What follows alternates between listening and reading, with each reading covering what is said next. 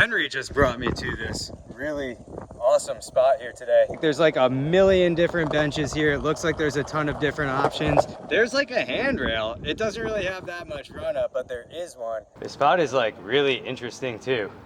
It's a street spot, but there's so many different options here. Downside is there's a lot of cracks like in the sidewalk here, and the ground is definitely really rough. But the upside is that most of the directions that you can go in this spot, like yes, you could also go sideways, but if you're just going like that way, it's kind of downhill. So there's a big potential for like no push lines.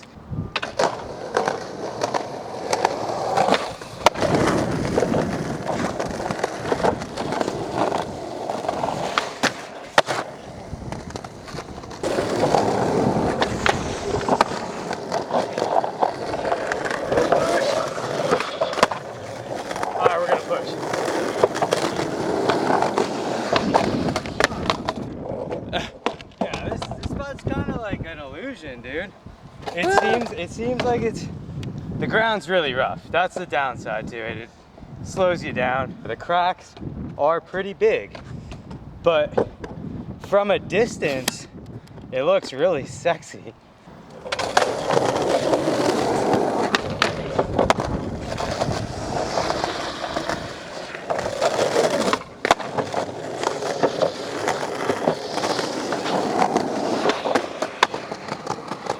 Sorry to just jump in and cut off the skating like that, but don't worry, we're gonna get back to skating in just a second. I kind of wanted to expose something that I am currently going through, and I'd bet out of all the people who watch this, I'm not the only person that thinks to themselves, oh yeah, I've experienced that at one point or another in my life. I refer to it as the vicious cycle of skateboarding, but whether or not it's vicious, I will leave that up to you to decide. And this cycle usually starts off with me like being on a roll. Basically, any park or street spot that I'll show up to, I will feel super confident on my board. I'm skating really consistent, and basically at the end of every day, I'm going home with a ton of different content and maybe even a street clip or two to hold on to for a video part. And that's like my really good period. And that good period can last a different amount of time. Like sometimes it'll be a few days, others it's a few weeks. Sometimes I've had it last even like 2 months. But what happens every single time is eventually I hit a brick wall. And that's like the second stage of the cycle. It'll go from me being really productive and super consistent on my board to just the opposite, me feeling not confident on my board. I'm not skating up to par as I usually do. I'm showing up to street spots and I'm talking myself out of trying a trick because I think it's not cool enough. Basically, it happens when I'm like skating in the streets, because at a street spot, I want to like push myself to do something that you don't regularly see me do. And that can get frustrating, especially when it's happening day after day and I don't go home with a clip. So in that like down stage where I kind of hit that brick wall, I really always have to just like take a step back and remind myself why I truly love skateboarding. And that's because it used to be rebellious and because I've never stopped having fun doing it. And the feeling that I get when I ride a skateboard cannot be described by words. So I've never put the board down since I picked it up a long 24 years ago. So it basically just involves me getting out of my own head and just going out and skating the way I want to skate for fun with zero pressure and not thinking about like, oh, I'm gonna try this trick at this place today. None of that, zero expectations, just go out and skate. And that's what I'm gonna do today. I'm gonna go to the local skate park, and I guess I'll get more into detail with this after I get back from this session. Still got this freshie set up. This is honestly one of my favorite graphics they've ever sent me. It is pretty sick.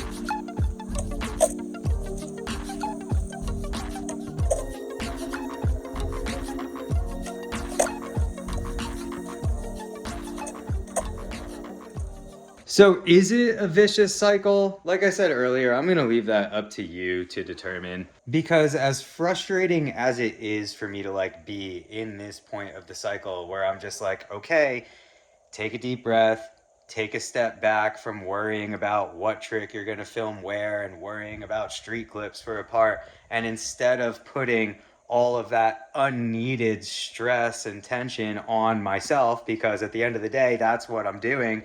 I'm making stress and crappy situations for myself. Instead of doing all that, just go out there and skate and have fun like you're supposed to do, like it's meant to be. So, as frustrating as this stage in the cycle is for me, it's also one of the stages that I've come to appreciate the most because it's refreshing. And as much as I want to say, like, oh man, like, you should always constantly think like that, well, I also do have fun when I'm filming street clips. I have fun pushing myself to do something in the streets that you won't regularly see me do at a park. So that's a part of skateboarding that I also enjoy. But I look at it more like this cycle is just more about balance rather than picking one side or the other. Both of these parts of the cycle are parts of skateboarding that I really love and really, really enjoy. But just like anything else, too much of a good thing can start to become a bad thing. So that's why I feel like I subconsciously go back and forth between this cycle.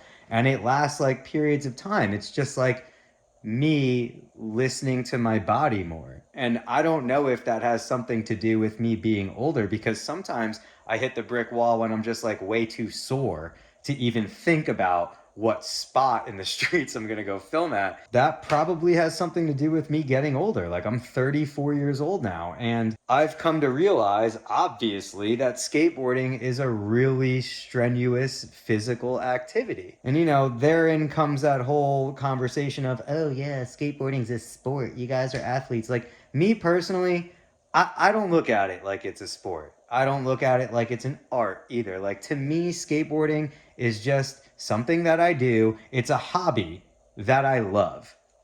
That is basically it. That's what it's always been. That is probably what it's always going to be for me. But to some people, they will say, like, oh, skateboarding's a sport, or it's an art form, or it's this, or it's that. Whatever it is you want to say, you cannot deny the fact that skateboarding is an extremely strenuous physical activity. So these periods of downtime, they also become like periods of rest, which is important. Especially the older you get, you realize that, like, yeah, I really have to pay attention and listen to my body more, or I'm going to get hurt. And I'd rather be able to skate and not be hurt instead of going hard AF for one day and then I'm not able to skate for like a month. Picking and choosing battles has become a part of skateboarding for me. Like it's like those two stages where I just have to continue balancing back and forth between the two.